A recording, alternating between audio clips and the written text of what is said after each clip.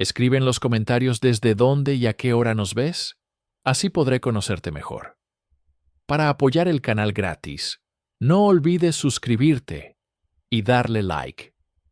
¿Cómo una joven argentina, hija de un funcionario de una dictadura militar, logró conquistar el corazón de un príncipe europeo y convertirse en reina?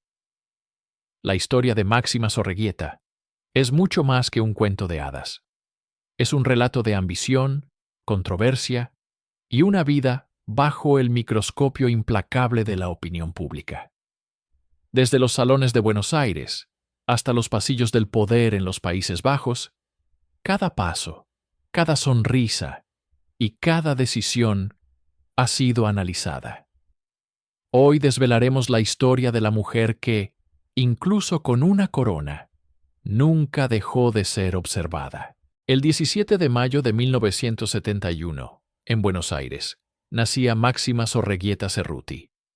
Su mundo inicial fue el de Barrio Norte, un enclave de la clase alta porteña, donde las tradiciones europeas se entrelazaban con el carácter argentino. Hija de Jorge Zorreguieta, un influyente productor agropecuario y político, y de María del Carmen Cerruti, su segunda esposa, Máxima creció en un ambiente privilegiado pero no ostentoso. Era la mayor de 4 hermanos de este matrimonio, a los que se sumaban 3 hermanastras mayores del primer enlace de su padre. Desde pequeña, su personalidad vibrante y extrovertida la destacaba.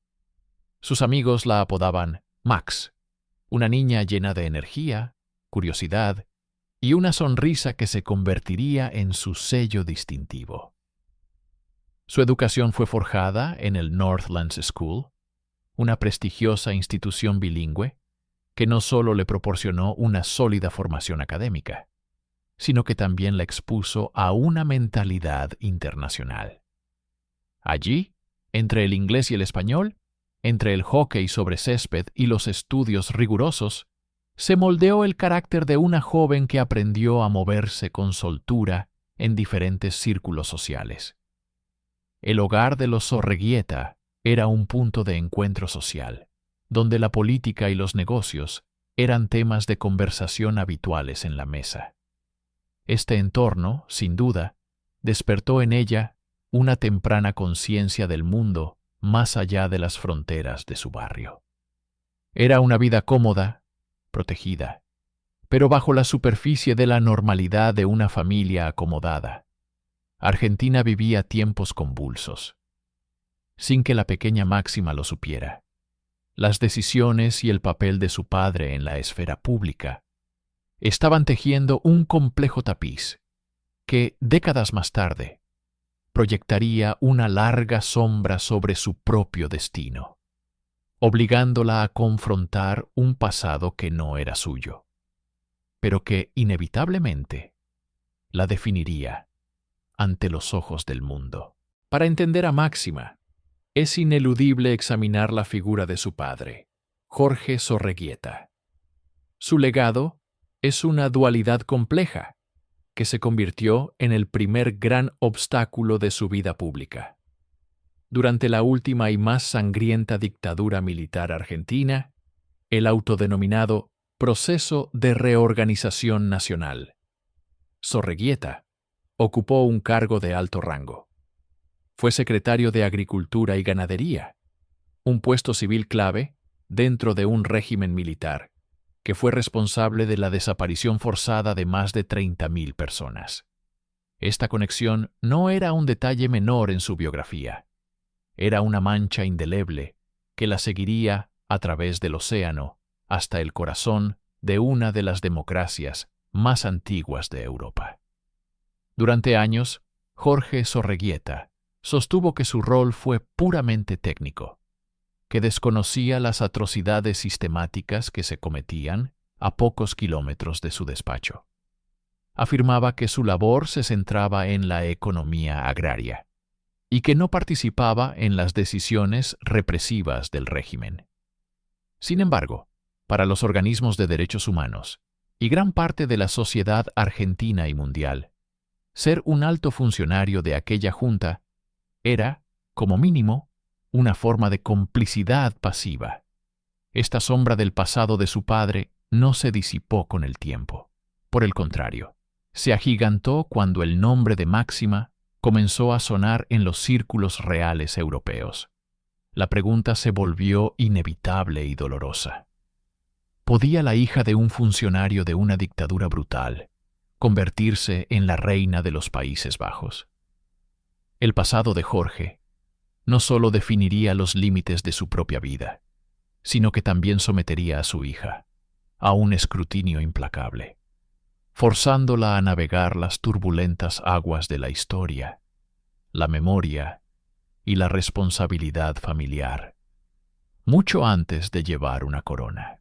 Lejos de la sombra política que se cernía sobre su apellido en Argentina, Máxima Zorreguieta buscó forjar su propio camino, un camino marcado por la ambición y la independencia.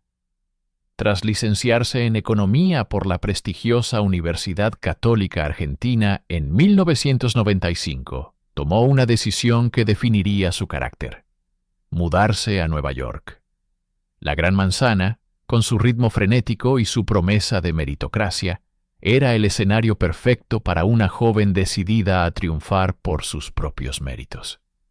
Su carrera en el competitivo mundo de las finanzas fue meteórica. No era simplemente una empleada, era una operadora astuta en el corazón de Wall Street. Comenzó a trabajar para grandes entidades financieras internacionales, escalando posiciones con una mezcla de inteligencia, carisma y una ética de trabajo incansable. Pasó por firmas como HSBC, James Capital Inc. y Dresdner Kleinwort Benson, donde se especializó en mercados emergentes, un campo que requería agudeza y una profunda comprensión de la economía global. Su ascenso culminó en Deutsche Bank, donde alcanzó el puesto de vicepresidenta de ventas institucionales. Vivía la vida de una exitosa New Yorker, un apartamento en Manhattan, largas jornadas laborales, un círculo social internacional y una independencia económica total. Nada en su vida de entonces sugería un futuro ligado a la realeza. Era una profesional moderna, una mujer que no esperaba que un príncipe la rescatara, porque estaba ocupada construyendo su propio imperio financiero. Este período en Nueva York fue fundamental. No solo le proporcionó una valiosa experiencia profesional, sino que también la curtió, la hizo resiliente y le dio una perspectiva global. Era Máxima Zorreguieta, la economista, la ejecutiva, una identidad sólida y propia que resultaría crucial cuando el destino, de forma totalmente inesperada, la pusiera en el camino de la monarquía holandesa. En abril de 1999, el destino de Máxima Zorreguieta dio un giro de guión digno de un cuento de hadas, aunque su escenario fue mucho más terrenal y festivo. La Feria de Abril de Sevilla. La ejecutiva de Deutsche Bank viajó a España para disfrutar de unos días de descanso y diversión junto a un grupo de amigos. Inmersa en el torbellino de casetas, flamenco, vino fino y alegría andaluza, no tenía idea de que ese viaje cambiaría su vida para siempre. En una fiesta privada, organizada en la caseta del Real Club de Andalucía, le presentaron a un hombre alto, rubio y afable, que se identificó simplemente como Alexander. Era Guillermo Alejandro, el príncipe de Orange, heredero al trono de los Países Bajos. Pero en ese momento, era solo un hombre más, disfrutando del anonimato que le permitía estar fuera de su país. La conexión fue instantánea. A pesar de la torpeza inicial del príncipe en la pista de baile, algo que Máxima no dudó en señalar con humor, la química entre ellos era palpable. Conversaron, rieron y bailaron durante horas. La leyenda cuenta que, en un momento de la noche, cuando él finalmente le reveló su verdadera identidad, la reacción de Máxima fue de una incredulidad total. seguida de una carcajada y una frase que pasaría a la historia de su romance. "You are joking". Esa respuesta, tan espontánea y genuina, desarmó al príncipe. No encontró a una mujer impresionada por su título, sino a una persona auténtica, que lo trataba como a un igual. Aquel encuentro casual en Sevilla, entre el sonido de las guitarras y el aroma a azahar, fue la chispa que encendió una relación transatlántica. Comenzaron las llamadas, los viajes secretos y un romance que florecía lejos de los focos. La ambiciosa economista de Manhattan y el futuro rey de Holanda habían encontrado algo inesperado el uno en el otro, iniciando un camino que los llevaría al altar, pero que primero los obligaría a enfrentar la implacable tormenta del escrutinio público. La Feria de Abril de Sevilla, en 1999, se convirtió en el insospechado escenario de un encuentro que cambiaría para siempre la monarquía holandesa. Allí, entre el bullicio y la tradición, Máxima Zorreguieta, una economista argentina que trabajaba en Nueva York, fue presentada a un hombre que se identificó simplemente como Alexander. No tenía idea de que estaba hablando con Guillermo Alejandro, el príncipe de Orange y heredero al trono de los Países Bajos. El príncipe, por su parte, quedó instantáneamente cautivado por su espontaneidad y su arrolladora sonrisa. Lo que comenzó como una conversación casual se transformó en un interés mutuo que desafiaba la distancia y el estatus. Comenzó así un romance transatlántico, cuidadosamente resguardado del ojo público. Los encuentros eran clandestinos, planeados con precisión militar para evitar a los paparazzi. Vuelos secretos a Nueva York, citas discretas en Europa y llamadas telefónicas a altas horas de la noche construyeron los cimientos de su relación. Para el príncipe, era un escape a un mundo de normalidad. Para Máxima, una inmersión en una realidad que jamás había imaginado. Ella no solo se enamoraba de un hombre, sino que lentamente descubría el peso de la corona que él representaba. La pareja sabía que su relación no podía permanecer en las sombras indefinidamente. Cada encuentro secreto aumentaba el riesgo de ser descubiertos, y con ello, la inminente prueba de fuego que supondría presentar a una ciudadana argentina, hija de un político de un pasado controvertido, como la futura reina consorte de los Países Bajos. El idilio privado estaba a punto de colisionar con el deber público, y ambos se preparaban para la tormenta que sabían inevitable. Mientras el romance florecía en secreto, la maquinaria periodística holandesa comenzaba a moverse. Los rumores sobre la nueva novia del príncipe heredero eran cada vez más insistentes, y la identidad de Máxima Zorreguieta no tardó en salir a la luz. Con su nombre llegó el de su padre, Jorge Zorreguieta. Los periodistas de investigación, especialmente del diario The Volkskrant, comenzaron a indagar en su biografía, y lo que encontraron desató una crisis nacional. Jorge Zorreguieta había sido secretario de Agricultura y Ganadería durante la dictadura militar más sangrienta de Argentina, liderada por el general Jorge Rafael Videla. El régimen, responsable de la desaparición y muerte de miles de personas, era sinónimo de terror y violación de los derechos humanos. La revelación cayó como una bomba en la sociedad holandesa, una nación con una fuerte conciencia histórica y un profundo rechazo a los regímenes autoritarios. ¿Cómo podía la futura reina de los Países Bajos ser la hija de un hombre que formó parte de un gobierno tan atroz? La pregunta resonaba en los pasillos del Parlamento, en los cafés de Ámsterdam y en los hogares de todo el país. El pasado de Máxima, un pasado que no era suyo pero que llevaba en su apellido, había llamado a la puerta de la casa de Orange-Nassau. De repente, la historia de amor se convirtió en un asunto de Estado. La idoneidad de Máxima fue cuestionada no por su carácter o sus capacidades, sino por la sombra ineludible de su padre. El príncipe Guillermo Alejandro se enfrentaba a un dilema monumental: su amor por Máxima o su deber hacia una corona que ahora se veía manchada por una asociación tóxica e inaceptable para su pueblo. La crisis desatada por el pasado de Jorge Zorreguieta escaló rápidamente al más alto nivel político. En los Países Bajos, la monarquía no está por encima de la ley.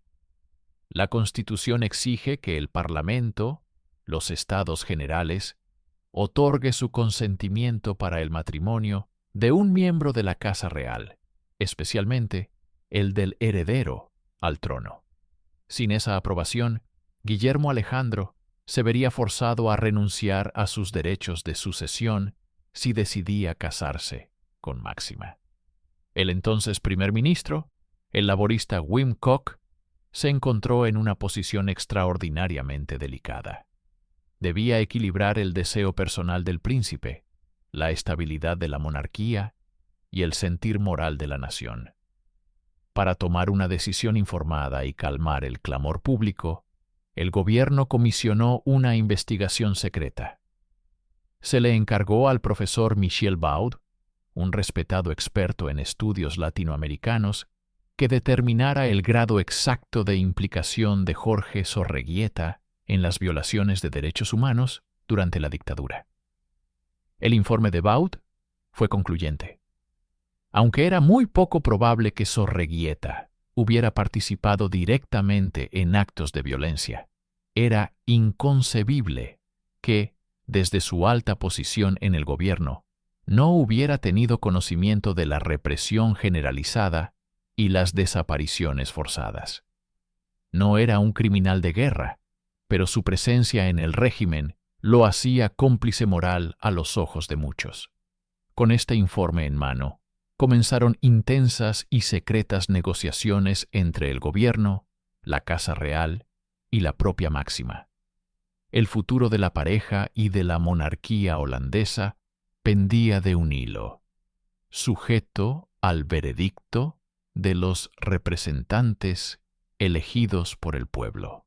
Tras semanas de deliberaciones a puerta cerrada, se llegó a una solución de compromiso, una amarga píldora diplomática que buscaba salvar tanto el matrimonio como la monarquía.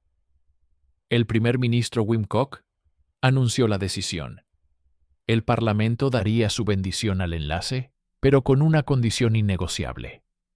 Jorge Zorreguieta no podría asistir a la boda de su hija. Era un sacrificio doloroso, diseñado para distanciar a la corona holandesa de cualquier vestigio de la dictadura argentina.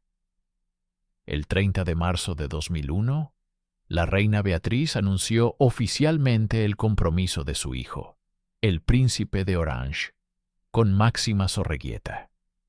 La pareja apareció ante la prensa nacional e internacional en una rueda de prensa que sería recordada para siempre. Máxima, demostrando una preparación formidable, se dirigió a la nación en un neerlandés casi perfecto, ganándose de inmediato el respeto de muchos.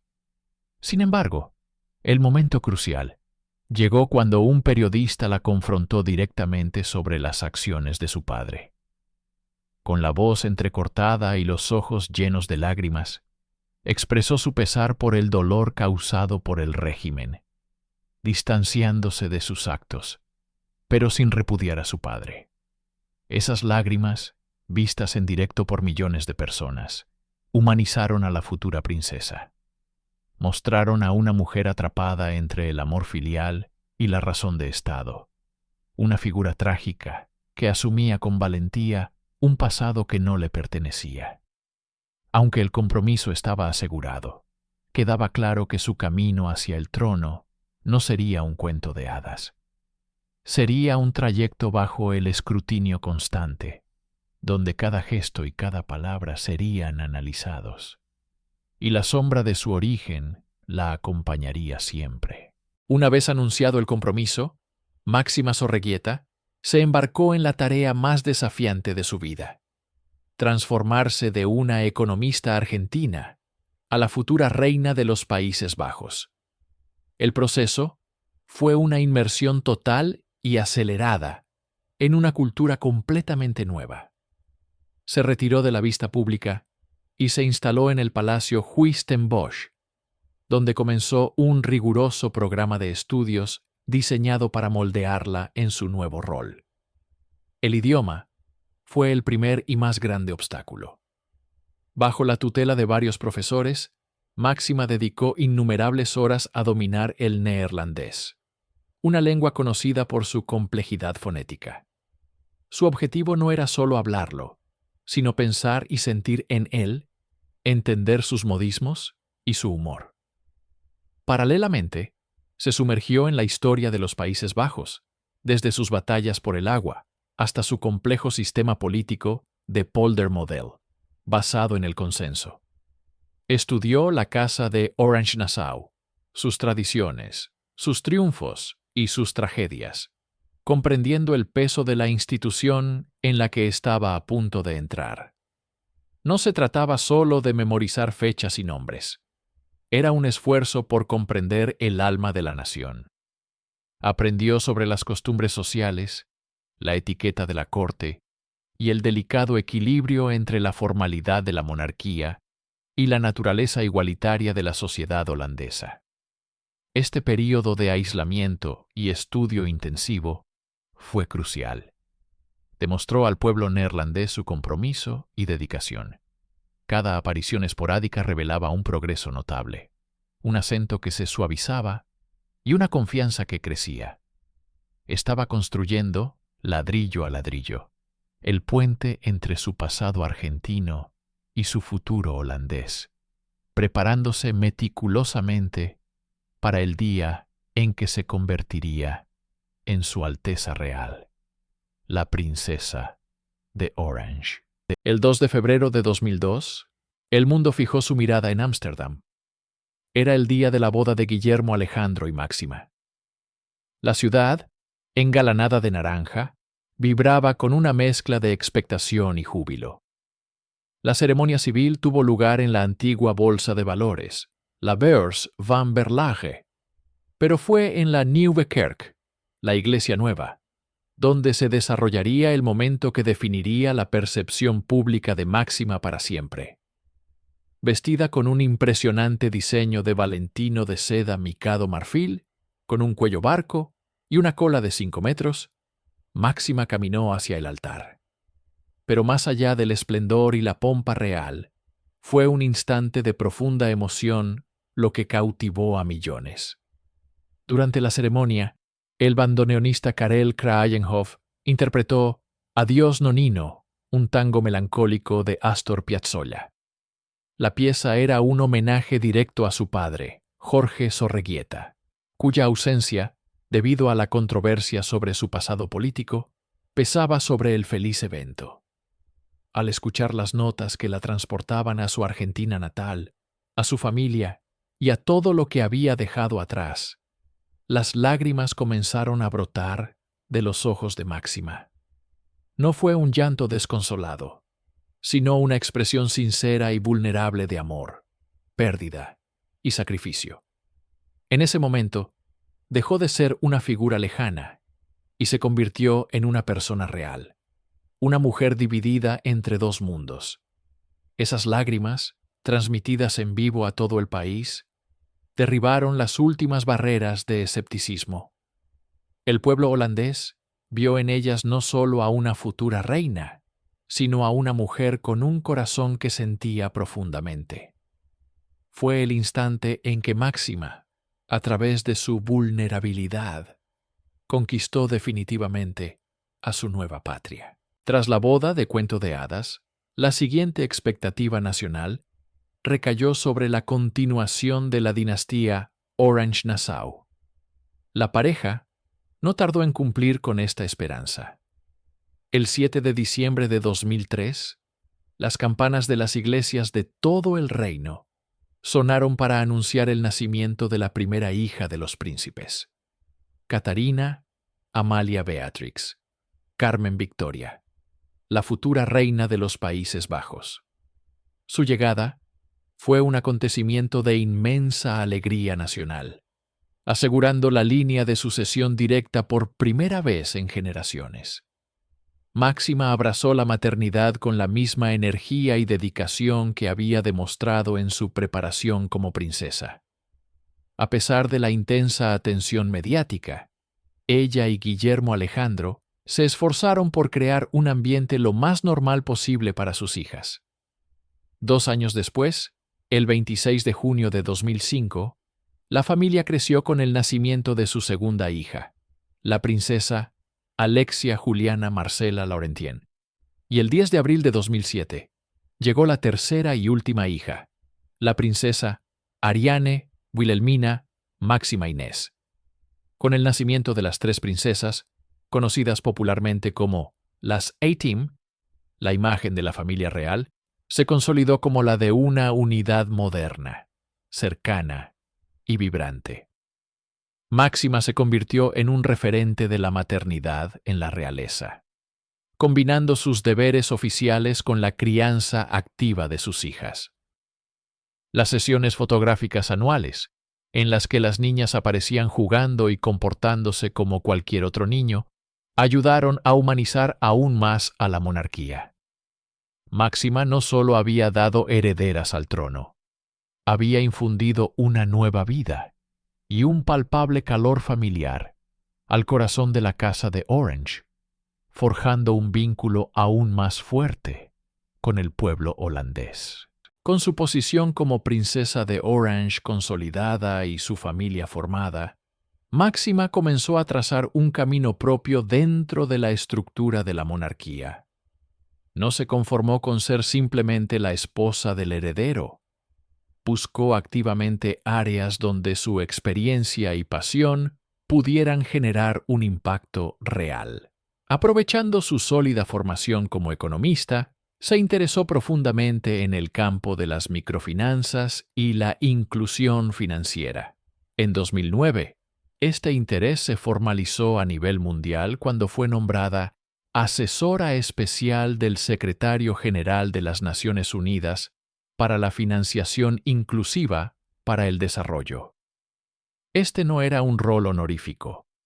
Máxima se sumergió en el trabajo, viajando por todo el mundo para abogar por el acceso a servicios financieros seguros y asequibles para personas de bajos ingresos y pequeñas empresas, especialmente en países en desarrollo. Se convirtió en una experta reconocida en la materia, participando en foros globales como el G20 y el Foro Económico Mundial, donde hablaba con autoridad y convicción. Paralelamente, su estilo personal se convirtió en una poderosa herramienta de diplomacia y comunicación. Lejos de la sobriedad, a menudo asociada con la realeza europea, Máxima optó por colores vibrantes, sombreros audaces y diseños atrevidos, a menudo de creadores holandeses como Jan Taminiau. Su guardarropa era una declaración de confianza y optimismo. Cada aparición pública era analizada, pero ella usaba la moda no solo para destacar, sino para proyectar una imagen de una monarquía moderna, accesible y dinámica. Entre sus viajes para la ONU y su apoyo a causas sociales en los Países Bajos, Máxima estaba demostrando ser mucho más que un ícono de estilo. Era una fuerza de cambio, una princesa con un propósito claro y una voz influyente en el escenario mundial. Tras la boda real, el verdadero desafío para Máxima Zorreguieta, ahora princesa de Orange, apenas comenzaba. La controversia que rodeó su compromiso no se disipó de la noche a la mañana.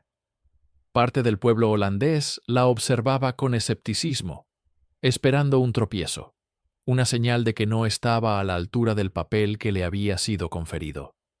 Sin embargo, Máxima no se amilanó. Por el contrario, inició una conquista silenciosa y efectiva. no con estrategias palaciegas, sino con una autenticidad arrolladora. Su primera gran victoria fue el idioma. Se sumergió en el estudio del neerlandés con una disciplina férrea, y en poco tiempo lo hablaba con una fluidez y un acento encantador que desarmó a los más críticos. No era solo una cuestión de comunicación, sino una profunda muestra de respeto hacia su nuevo país. A esto se sumó su calidez innata. En cada acto público, rompía el rígido protocolo con una sonrisa, una carcajada espontánea o un gesto cercano hacia la gente. Mientras la realeza europea a menudo cultivaba una imagen de distancia, Máxima se mostraba accesible y humana. Se interesaba genuinamente por las historias de las personas que conocía, desde niños hasta ancianos, creando una conexión emocional que las cámaras no tardaron en capturar. La llegada de sus 3 hijas, las princesas Amalia, Alexia y Ariane, consolidó su imagen.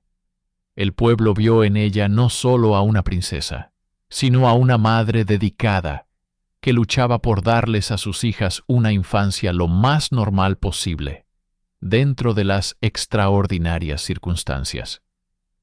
Las imágenes de la familia paseando en bicicleta o disfrutando de unas vacaciones mostraron una faceta familiar y moderna de la monarquía. Poco a poco, el escepticismo se transformó en admiración y luego en un profundo afecto. Máxima no actuaba como una princesa. Era una princesa a su manera, y los Países Bajos la adoptaron como una de los suyos. Mientras su popularidad crecía exponencialmente en los Países Bajos, Máxima comenzó a forjar un perfil internacional que trascendía su rol como futura reina consorte. No se conformó con ser una figura decorativa en la escena mundial. Buscó una causa sustantiva donde su influencia, inteligencia y formación en economía pudieran generar un impacto real. La encontró en el año 2009, cuando el entonces secretario general de la ONU, Ban Ki-moon, la nombró su asesora especial sobre finanzas inclusivas para el desarrollo. Este no era un título honorífico. El rol exigía un profundo conocimiento técnico y un compromiso inquebrantable.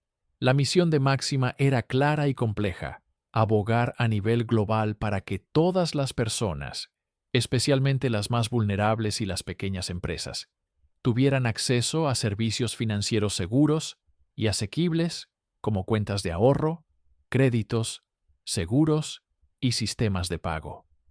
Entendía que la inclusión financiera no era un fin en sí mismo, sino una herramienta fundamental para reducir la pobreza, fomentar la igualdad de género y estimular el crecimiento económico. Armada con datos y una pasión contagiosa, Máxima se convirtió en una embajadora incansable. Sus viajes la llevaron desde aldeas remotas en África y Asia hasta los centros de poder en Washington y Bruselas. Se reunía con la misma facilidad con una agricultora en Kenia para entender sus necesidades crediticias que con los directores de los bancos centrales más importantes del mundo para impulsar reformas regulatorias. Sus discursos en foros internacionales eran notables por su rigor y claridad, demostrando que su nombramiento no se debía a su título real, sino a su capacidad. Esta faceta de su vida pública reveló a una mujer de Estado, una estratega que utilizaba su plataforma única para abogar por un cambio sistémico, ganándose el respeto de líderes y expertos a nivel mundial. El 28 de enero de 2013, la normalidad de un lunes por la noche en los Países Bajos fue interrumpida por un anuncio que, aunque esperado por la tradición de la Casa de Orange, no dejó de ser un momento histórico. La reina Beatriz, tras 33 años en el trono, se dirigió a la nación a través de un mensaje televisado. Con una voz serena pero cargada de emoción, anunció su decisión de abdicar en favor de su hijo, el príncipe Guillermo Alejandro. En su discurso, Beatriz no habló de cansancio, sino de convicción. Argumentó que la responsabilidad del país debía recaer en las manos de una nueva generación. Sus palabras resonaron con la pragmática tradición de la monarquía holandesa, donde la abdicación no es vista como un fracaso, sino como un acto de responsabilidad y renovación, una práctica que ya habían seguido su madre, la reina Juliana, y su abuela, la reina Guillermina. La noticia marcó el fin de una era. Beatriz había sido una monarca respetada, un símbolo de estabilidad y unidad para el país, a través de décadas de profundos cambios sociales y económicos. Su reinado había sido impecable, y su decisión fue recibida con una mezcla de gratitud por su servicio y expectación por el futuro. Para Máxima, este anuncio era el preludio del capítulo más importante de su vida. Durante más de una década, se había preparado para este momento. Había conquistado al pueblo, dominado el idioma, criado a la heredera al trono, y se había labrado una reputación internacional. Ahora, el título que la esperaba era el de reina consorte. La abdicación de Beatriz no solo significaba un cambio de monarca. Iniciaba la cuenta atrás para que la mujer de Buenos Aires, aquella que fue observada con tanta suspicacia, se sentara finalmente en el trono junto a su esposo, asumiendo el máximo rol institucional de su nueva patria. El 30 de abril de 2013, conocido como Koninginnedag, o Día de la Reina, fue el último en celebrarse bajo ese nombre. Ámsterdam se tiñó de un vibrante color naranja, una marea humana que celebraba no solo a la monarca que se despedía, sino al nuevo rey que ascendía. La jornada comenzó con el acto formal y emotivo de la abdicación en el Salón de Moisés del Palacio Real. Con la firma de un documento, Beatriz volvía a ser princesa, y Guillermo Alejandro se convertía en rey. Minutos después, la nueva familia real apareció en el balcón. Fue entonces cuando Beatriz presentó al pueblo a su sucesor. «Vuestro nuevo rey». El momento culminante tuvo lugar en la Nieuwe Kerk, la iglesia nueva, ante los miembros de los Estados Generales. No fue una coronación con coronas y pompa desmedida, sino una investidura solemne, un acto constitucional donde el rey jura lealtad a la Constitución y al pueblo. Guillermo Alejandro, visiblemente emocionado, prestó juramento. A su lado, Máxima, ahora reina Máxima, era el epítome de la elegancia y el apoyo. Llevaba un espectacular vestido de color azul real, obra del diseñador holandés Jan Taminiau, un guiño a la casa de Orange y al color de la bandera. Su serenidad y la mirada de orgullo que dedicaba a su esposo no pasaron desapercibidas. Era la culminación de su viaje. La joven argentina que había llegado a Europa con una carrera en finanzas se convertía en la primera reina consorte de los Países Bajos nacida fuera del continente. Desde el balcón, saludando a la multitud eufórica, Máxima ya no era la extranjera bajo escrutinio. Era su reina, una figura central en el futuro de una de las monarquías más antiguas de Europa. Un símbolo de una nueva era que acababa de comenzar. El 30 de abril de 2013, los Países Bajos contuvieron la respiración. En Ámsterdam, la reina Beatriz firmó el acta de abdicación, cediendo el trono a su hijo. En ese instante, Guillermo Alejandro se convirtió en rey, y Máxima Zorreguieta, la argentina que había conquistado el corazón de una nación, ascendió a reina consorte. El cambio fue mucho más que un título. El peso de la corona no era solo el de las joyas históricas que ahora lucía con más frecuencia, sino el de la responsabilidad institucional que recaía sobre sus hombros. Dejó de ser la princesa vibrante y espontánea que podía permitirse un mayor grado de informalidad, para convertirse en la consorte del jefe de Estado. Su agenda se intensificó. Los viajes de Estado, las recepciones de embajadores, la presidencia del Consejo de Estado y el apoyo incondicional al rey se convirtieron en el eje de su vida pública. El escrutinio, que ya era intenso, se multiplicó. Cada gesto, cada atuendo, cada palabra era analizada bajo el prisma de su nueva posición. El público y la prensa esperaban que encarnara la estabilidad y la tradición de la Casa de Orange, un rol que su suegra, Beatriz, había desempeñado con una solemnidad casi mítica. Para Máxima, el desafío era monumental: mantener su esencia, su calidez y su conexión con la gente, sin dejar de cumplir con el rígido protocolo que su nuevo estatus exigía. Los primeros años de su reinado fueron una delicada danza de equilibrio, demostrando que podía ser una figura de Estado seria y respetada, sin perder la chispa que la había hecho tan popular. La corona era un honor, pero también una carga que la obligaba a redefinir su identidad bajo la mirada permanente de su reino. Ningún reinado está exento de turbulencias, y el de Guillermo Alejandro y Máxima no ha sido la excepción. La constante observación a la que están sometidos se convierte en un arma de doble filo cuando surgen las controversias. Uno de los primeros desafíos a su imagen pública fue la compra de un lujoso yate de alta velocidad, valorado en varios millones de euros. Una adquisición que generó un intenso debate en el Parlamento y en la sociedad sobre los gastos de la familia real en tiempos de austeridad. Sin embargo, la crisis más grave llegaría en octubre de 2020.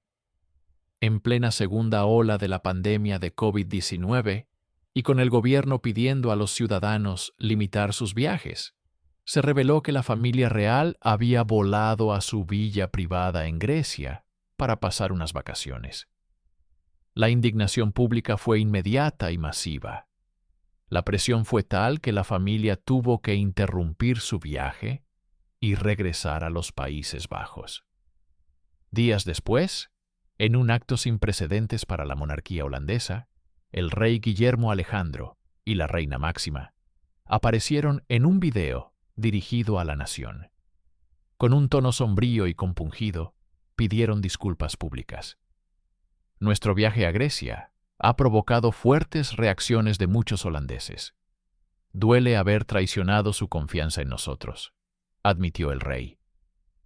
Este episodio marcó un punto de inflexión, demostrando que su popularidad no era incondicional y que, en la era moderna, la distancia entre los monarcas y su pueblo puede medirse en una sola decisión equivocada. La controversia subrayó la fragilidad de su posición y la necesidad de una sintonía absoluta con el sentir popular para sobrevivir. En un mundo que cuestiona cada vez más las instituciones hereditarias, la supervivencia de la monarquía depende de su capacidad para adaptarse. Máxima y Guillermo Alejandro han entendido este principio fundamental, liderando un esfuerzo consciente por modernizar la Casa de Orange sin despojarla de su dignidad histórica. Su estrategia se basa en una mayor cercanía y en la demostración de un propósito tangible más allá de lo ceremonial. Esto se manifiesta en gestos calculados, como las sesiones de fotos familiares anuales que buscan proyectar una imagen de normalidad, o el uso de las redes sociales oficiales para comunicar sus actividades de una manera más directa. Sin embargo, la modernización más profunda viene del trabajo sustantivo. Máxima ha consolidado su rol como defensora especial del Secretario General de las Naciones Unidas para la financiación inclusiva para el desarrollo. Este no es un patronazgo honorífico. Es una posición de influencia global que la lleva a foros económicos mundiales, reuniones con ministros de finanzas y a la promoción de políticas públicas concretas. Al hacerlo, dota a la monarquía de una relevancia contemporánea, asociándola a una causa global y progresista. Al mismo tiempo, preparan a la siguiente generación. La princesa Amalia, al cumplir 18 años, tomó la decisión de renunciar a su asignación anual de 1,6 millones de euros hasta que sus responsabilidades reales lo justifiquen, un gesto que fue ampliamente aplaudido como una señal de sensibilidad y modernidad. Navegar la monarquía moderna es un acto de equilibrio constante. Honrar el pasado, justificar el presente y asegurar el futuro. Todo bajo un escrutinio implacable. Desde aquella joven economista argentina que apareció en la escena europea, hasta la reina consorte de los Países Bajos, la trayectoria de Máxima ha sido una narrativa de adaptación, carisma y resiliencia. Su legado, aún en construcción, es complejo y multifacético. Por un lado, es innegable que su llegada revitalizó una monarquía que, bajo la solemne Beatriz, era respetada pero distante. Máxima inyectó una dosis de espontaneidad y calidez latina que fortaleció el vínculo afectivo entre la Casa de Orange y el pueblo neerlandés. Su popularidad ha sido, durante años, el mayor activo de la institución.